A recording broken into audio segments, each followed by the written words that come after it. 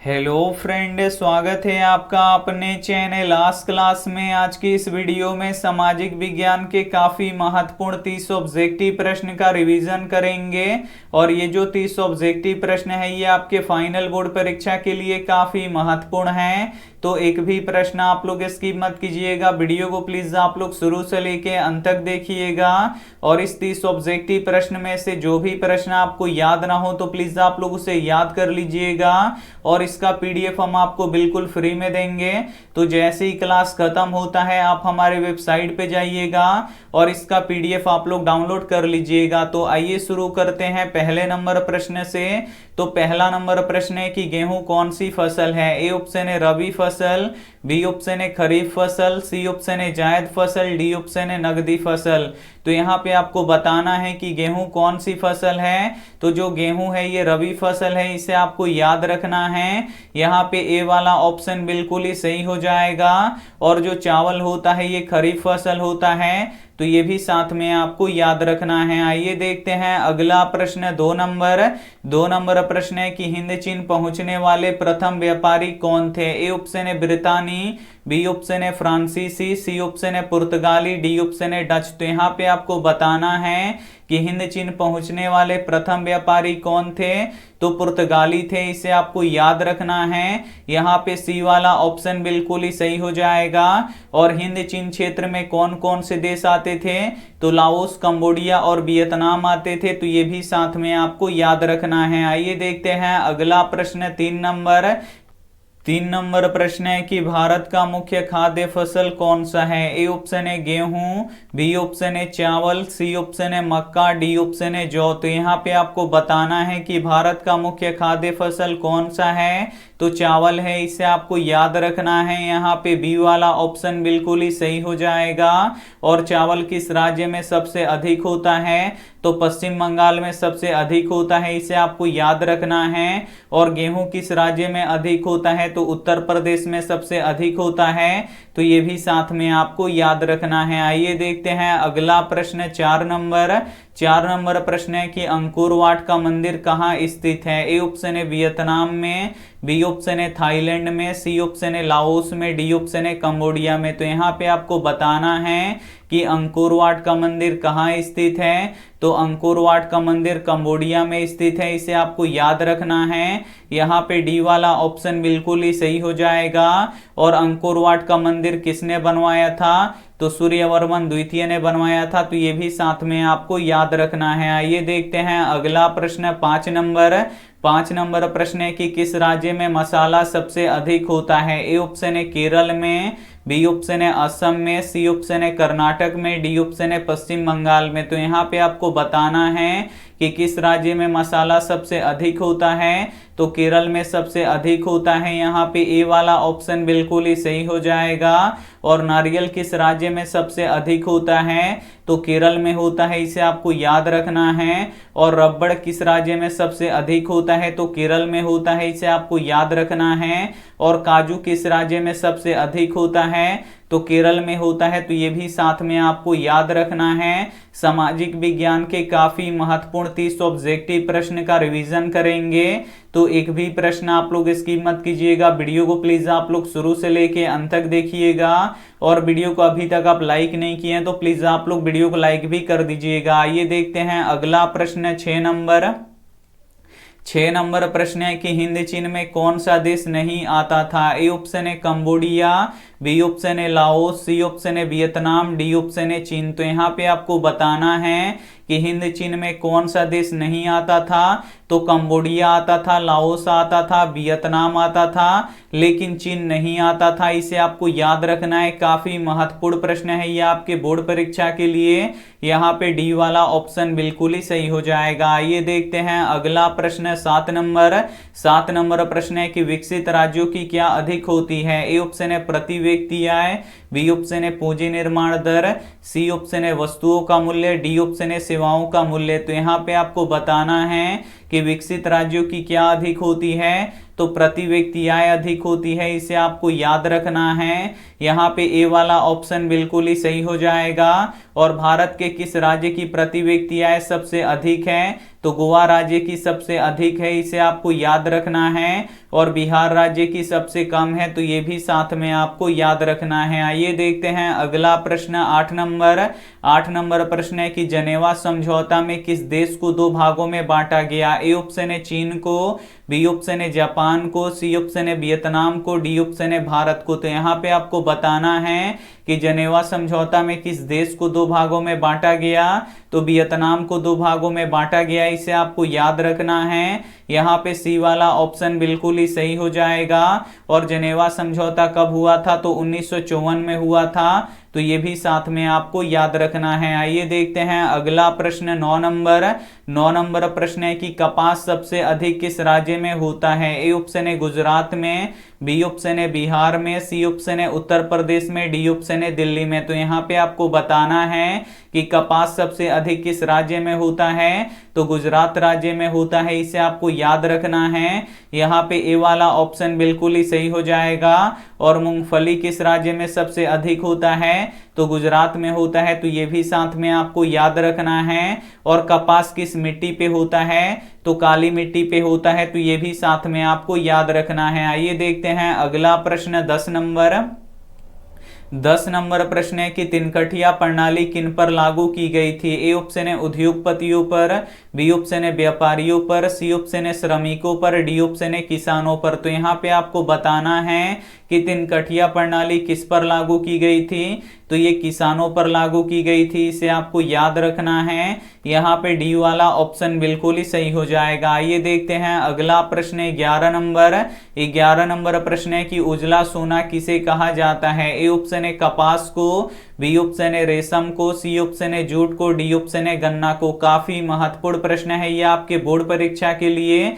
यहाँ पे आपको बताना है कि उजला सोना किसे कहा जाता है, तो उजला सोना कपास को कहा जाता है, इसे आपको याद रखना है। यहाँ पे ए वाला ऑप्शन बिल्कुल ही सही हो जाएगा। और सुनहरा रेशा किसे कहा जाता है, तो जूट को कहा जाता है, इसे आपको याद रखना है। और जूट किस राज्य में सबसे अधिक होता है, तो पश्चिम बंगाल में सबसे अधिक होता है, तो ये भी साथ में आपको याद रखना है। आइए देखते हैं अगला प्रश्न 12 नंबर प्रश्न है कि फॉरवर्ड ब्लॉक की स्थापना किसने किया था। ए ऑप्शन है राम मनोहर लोहिया ने, बी ऑप्शन है सुभाष चंद्र बोस ने, सी ऑप्शन है लाला लाजपत राय ने, डी ऑप्शन है नरेंद्र देव ने। तो यहाँ पे आपको बताना है कि फॉरवर्ड ब्लॉक की स्थापना किसने किया था, तो सुभाष चंद्र बोस ने किया था, इसे आपको याद रखना है। यहाँ पे बी वाला ऑप्शन बिल्कुल ही सही हो जाएगा। आइए देखते हैं अगला प्रश्न 13 नंबर प्रश्न है कि ऑपरेशन फ्लड का संबंध किससे है। ए ऑप्शन है कपास से, बी ऑप्शन है दूध से, सी ऑप्शन है चावल से, डी ऑप्शन है जूट से। काफी महत्वपूर्ण प्रश्न है ये आपके बोर्ड परीक्षा के लिए। यहाँ पे आपको बताना है कि ऑपरेशन फ्लड का संबंध किससे है, तो दूध से है, इसे आपको याद रखना है। यहाँ पे बी वाला ऑप्शन बिल्कुल ही सही हो जाएगा। और एक प्रश्न ये भी पूछा जाता है कि श्वेत क्रांति का संबंध किससे है, तो दूध से ही है, तो ये भी साथ में आपको याद रखना है। आइए देखते हैं अगला प्रश्न 14 नंबर प्रश्न है कि भारतीय राष्ट्रीय कांग्रेस के पहले अध्यक्ष कौन थे। ए ऑप्शन है व्योमेश चंद्र बनर्जी, बी ऑप्शन है एनी बेसेंट, सी ऑप्शन है बदरुद्दीन तैयब जी, डी ऑप्शन है महात्मा गांधी। तो यहाँ पे आपको बताना है कि भारतीय राष्ट्रीय कांग्रेस के पहले अध्यक्ष कौन थे, तो व्योमेश चंद्र बनर्जी थे, इसे आपको याद रखना है। यहाँ पे ए वाला ऑप्शन बिल्कुल ही सही हो जाएगा। और भारतीय राष्ट्रीय कांग्रेस के पहली महिला अध्यक्ष कौन थी, तो एनी बेसेंट थी, इसे आपको याद रखना है। और भारतीय राष्ट्रीय कांग्रेस के पहले मुस्लिम अध्यक्ष कौन थे, तो बदरुद्दीन तैयब जी थे, तो ये भी साथ में आपको याद रखना है। आइए देखते हैं अगला प्रश्न 15 नंबर प्रश्न है कि भारत में किस किस्म की कॉफी उगाई जाती है। ए ऑप्शन है चीनी, बी ऑप्शन है ब्राजीलियन, सी ऑप्शन है अरेबिका, डी ऑप्शन है अमेरिका। तो यहाँ पे आपको बताना है कि भारत में किस किस्म की कॉफी उगाई जाती है, तो अरेबिका किस्म की कॉफी उगाई जाती है। यहाँ पे सी वाला ऑप्शन बिल्कुल ही सही हो जाएगा। और चीनी किस देश में सबसे अधिक होता है, तो ब्राजील में सबसे अधिक होता है, इसे आपको याद रखना है। अगर भारत की बात करें तो चीनी किस राज्य में सबसे अधिक होता है, तो उत्तर प्रदेश में सबसे अधिक होता है, तो ये भी साथ में आपको याद रखना है। सामाजिक विज्ञान के काफी महत्वपूर्ण 30 ऑब्जेक्टिव प्रश्न का रिवीजन करेंगे, तो एक भी प्रश्न आप लोग स्किप मत कीजिएगा। वीडियो को प्लीज आप लोग शुरू से लेके अंत तक देखिएगा, क्योंकि ये जो 30 ऑब्जेक्टिव प्रश्न है ये आपके फाइनल बोर्ड परीक्षा के लिए काफी महत्वपूर्ण है। और वीडियो को अभी तक आप लाइक नहीं किए हैं तो प्लीज आप लोग वीडियो को लाइक भी कर दीजिएगा। आइए देखते हैं अगला प्रश्न 16 नंबर प्रश्न है कि अर्थव्यवस्था कितने प्रकार के होते हैं। ए ऑप्शन है 3, बी ऑप्शन है 4, सी ऑप्शन है 2, डी ऑप्शन है 5। तो यहाँ पे आपको बताना है कि अर्थव्यवस्था कितने प्रकार के होते हैं। तो अर्थव्यवस्था 3 प्रकार के होते हैं। यहाँ पे ए वाला ऑप्शन बिल्कुल ही सही हो जाएगा। पहला होता है पूंजीवादी अर्थव्यवस्था, दूसरा होता है समाजवादी अर्थव्यवस्था और तीसरा होता है मिश्रित अर्थव्यवस्था। और मिश्रित अर्थव्यवस्था किस देश में है, तो अपने देश भारत में है, तो ये भी साथ में आपको याद रखना है। आइए देखते हैं अगला प्रश्न 17 नंबर प्रश्न है कि नर्मदा बचाओ आंदोलन किसने चलाया था। ए ऑप्शन है मेधा पाटेकर ने, बी ऑप्शन है संदीप पांडे ने, सी ऑप्शन है अन्ना हजारे ने, डी ऑप्शन है अरविंद केजरीवाल ने। काफी महत्वपूर्ण प्रश्न है ये आपके बोर्ड परीक्षा के लिए। यहाँ पे आपको बताना है कि नर्मदा बचाओ आंदोलन किसने चलाया था, तो मेधा पाटेकर ने चलाया था, इसे आपको याद रखना है। यहाँ पे ए वाला ऑप्शन बिल्कुल ही सही हो जाएगा। और नर्मदा क्या है, तो नर्मदा नदी है, तो ये भी साथ में आपको याद रखना है। आइए देखते हैं अगला प्रश्न 18 नंबर प्रश्न है कि क्षेत्रवाद की भावना का एक कुपरिमाण है। ए ऑप्शन है अपने क्षेत्र से लगाव, बी ऑप्शन है राष्ट्रीय एकता, सी ऑप्शन है अलगाववाद, डी ऑप्शन है राष्ट्रीय हित। तो यहाँ पे आपको बताना है कि क्षेत्रवाद की भावना का एक कुपरिमाण है, तो अलगाववाद है, इसे आपको याद रखना है। यहाँ पे सी वाला ऑप्शन बिल्कुल ही सही हो जाएगा। आइए देखते हैं अगला प्रश्न 19 नंबर प्रश्न है कि यूरेनियम का प्रमुख उत्पादक स्थल कौन सा है। ए ऑप्शन है डिगबोई, बी ऑप्शन है झरिया, सी ऑप्शन है घाटशिला, डी ऑप्शन है जादूगोड़ा। काफी महत्वपूर्ण प्रश्न है ये आपके बोर्ड परीक्षा के लिए। यहाँ पे आपको बताना है कि यूरेनियम का प्रमुख उत्पादक स्थल कौन सा है, तो जादूगोड़ा है, इसे आपको याद रखना है। यहाँ पे डी वाला ऑप्शन बिल्कुल ही सही हो जाएगा। और जो यूरेनियम होता है ये दुनिया का सबसे महंगा पदार्थ होता है, तो ये भी साथ में आपको याद रखना है। ये देखते हैं अगला प्रश्न 20 नंबर प्रश्न है कि भारत में अब कितने राज्य हैं। ए ऑप्शन है 28, बी ऑप्शन है 12, सी ऑप्शन है 29, डी ऑप्शन है 27। तो यहाँ पे आपको बताना है कि भारत में अब कितने राज्य हैं, तो भारत में अब 28 राज्य हैं। यहाँ पे ए वाला ऑप्शन बिल्कुल ही सही हो जाएगा। और पहले कितने राज्य थे, तो 29 राज्य थे।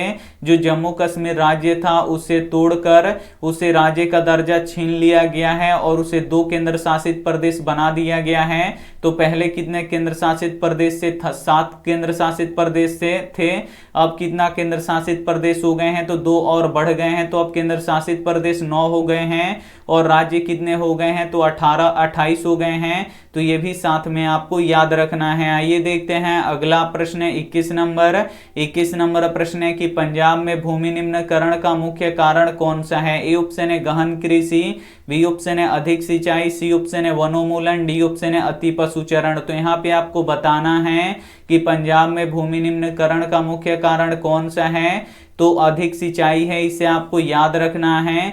यहाँ पे बी वाला ऑप्शन बिल्कुल ही सही हो जाएगा। आइए देखते हैं अगला प्रश्न 22 नंबर प्रश्न है कि लोकतंत्र नागरिकों को देता है। ए ऑप्शन है समान अवसर, बी ऑप्शन है असमान अवसर, सी ऑप्शन है क्षणिक अवसर, डी ऑप्शन है इनमें से कोई नहीं। काफी महत्वपूर्ण प्रश्न है ये आपके बोर्ड परीक्षा के लिए। यहाँ पे आपको बताना है कि लोकतंत्र नागरिकों को देता है, तो समान अवसर देता है, इसे आपको याद रखना है। यहाँ पे ए वाला ऑप्शन बिल्कुल ही सही हो जाएगा। आइए देखते हैं अगला प्रश्न 23 नंबर प्रश्न है कि भारत में किस मिट्टी का विस्तार सबसे अधिक है। ए ऑप्शन है काली मिट्टी का, बी ऑप्शन है जलोढ़ मिट्टी का, सी ऑप्शन है बलुई मिट्टी का, डी ऑप्शन है पर्वतीय मिट्टी का। काफी महत्वपूर्ण प्रश्न है ये आपके बोर्ड परीक्षा के लिए। यहाँ पे आपको बताना है कि भारत में किस मिट्टी का विस्तार सबसे अधिक है, तो जलोढ़ मिट्टी का विस्तार सबसे अधिक है। यहाँ पे बी वाला ऑप्शन बिल्कुल ही सही हो जाएगा। और कौन सी मिट्टी सर्वाधिक उपजाऊ मिट्टी होती है, तो जलोढ़ मिट्टी होती है, इसे आपको याद रखना है। और जलोढ़ मिट्टी कितने प्रकार की होती है, तो 2 प्रकार की होती है, तो ये भी साथ में आपको याद रखना है। आइए देखते हैं अगला प्रश्न 24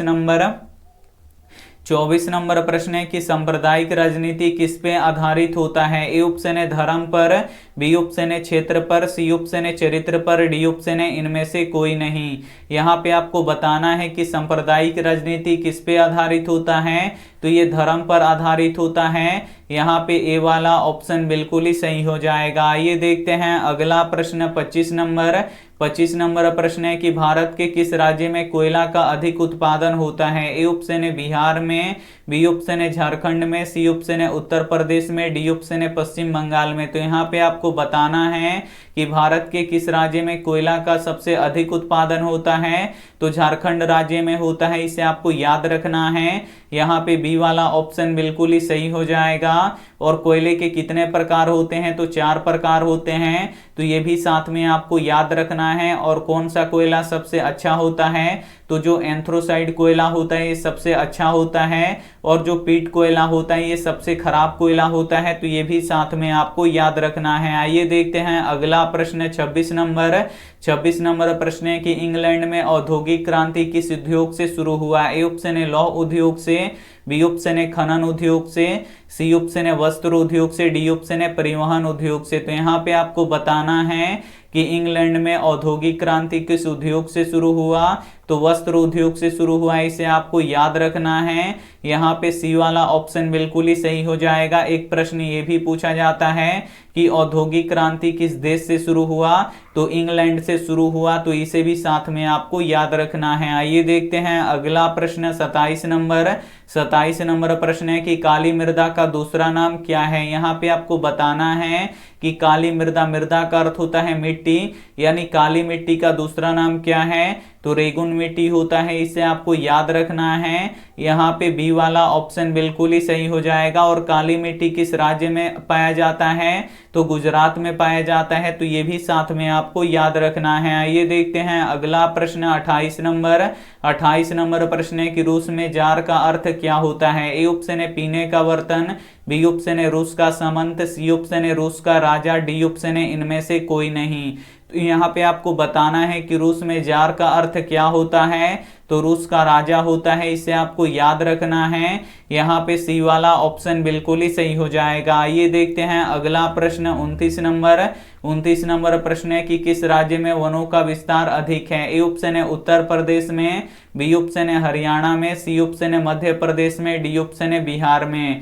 तो यहाँ पे आपको बताना है कि किस राज्य में वनों का विस्तार अधिक है, तो किस राज्य में वनों का विस्तार अधिक है, तो मध्य प्रदेश में वनों का विस्तार अधिक है। यहाँ पे सी वाला ऑप्शन बिल्कुल ही सही हो जाएगा। और हरियाणा में वनों का विस्तार सबसे कम है, तो ये भी साथ में आपको याद रखना है। आइए देखते हैं अंतिम प्रश्न 30 नंबर प्रश्न है कि बिहार में पंचायती राज व्यवस्था का कार्यकाल कितना होता है। ए ऑप्शन है 4 वर्षों का, बी ऑप्शन है 5 वर्षों का, सी ऑप्शन है 6 वर्षों का, डी ऑप्शन है 7 वर्षों का। तो यहाँ पे आपको बताना है कि बिहार में पंचायती राज व्यवस्था का कार्यकाल कितना होता है, तो 5 वर्षों का होता है, इसे आपको याद रखना है। यहाँ पे बी वाला ऑप्शन बिल्कुल ही सही हो जाएगा।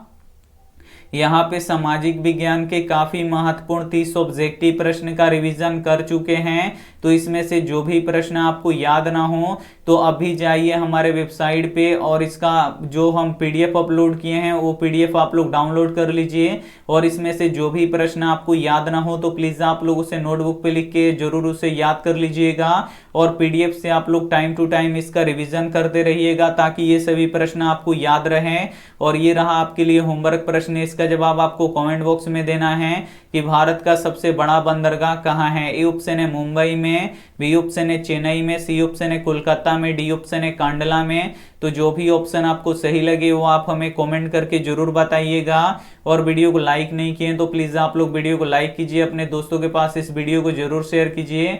और चैनल को अभी तक आप सब्सक्राइब नहीं किए हैं तो चैनल को सब्सक्राइब कीजिए। थैंक यू फॉर वॉचिंग, मिलते हैं अगले वीडियो में। तब तक अपना ध्यान रखिए, मन लगा के पढ़ाई कीजिए। Take care and bye.